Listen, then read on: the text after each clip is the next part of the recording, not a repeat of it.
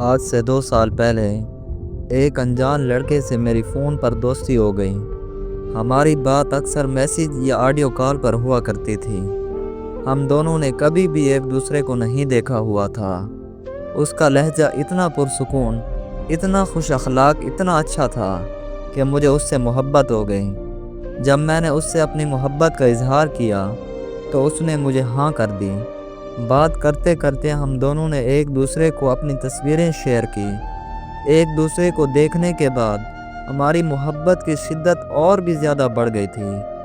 6 مہینے گزر جانے کے بعد مجھے پتہ چلا کہ جو تصویریں اس نے مجھے بھیجی تھی وہ اس کی نہیں بلکہ اس کے کزن کی تھی۔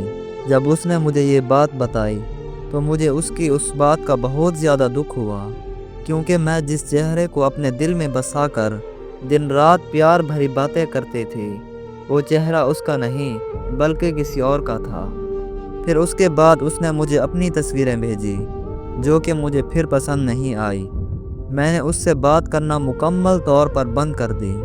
اس نے میری بہت زیادہ منتیں کی، میرے بہت زیادہ ترلے کیے، مجھ سے بہت زیادہ معافیاں مانگی، لیکن میں نے اسے معاف نہیں کیا اور اس کا نمبر بلاک کر دیا۔ کچھ عرصے کے بعد میں بہت زیادہ بیمار ہو گئی اور بہت زیادہ علاج کروانے کے باوجود بھی مجھے شفا نہیں مل رہی تھی۔ تو مجھے یہ لگنے لگا کہ شاید میں نے اس لڑکے کو معاف نہ کر کے اس کا بہت زیادہ دل دکھایا ہے۔ اس بات کی سزا مجھے اللہ پاک ابھی تک دے رہا ہے۔ میں نے اسے ان بلاک کر کے اس سے معافی مانگی۔ اس نے جیسے ہی مجھے معاف کیا اس کے بعد میں جلدی ٹھیک ہو گئی۔ ہم پھر سے ایک دوسرے سے دن رات فون پر باتیں کرنے لگے اور اس بار محبت کی شدت پہلے سے کئی زیادہ بڑھ چکی تھی۔ لیکن قسمت کا کھیل دیکھو کہ اس دفعہ ایک بار پھر سے میرے ساتھ دھوکا ہو گیا۔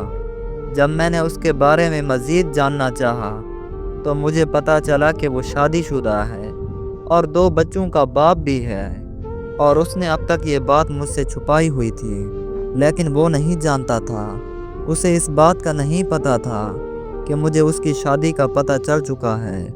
اس کے اس دھوکے نے مجھے اندر سے بالکل توڑ کر رکھ دیا تھا۔ لیکن اب یہ حالات ہیں کہ میں اس کی محبت میں اس قدر پاگل ہو چکی ہوں کہ میرے لیے اسے چھوڑنا شاید اپنی زندگی کو چھوڑنے کے برابر ہے۔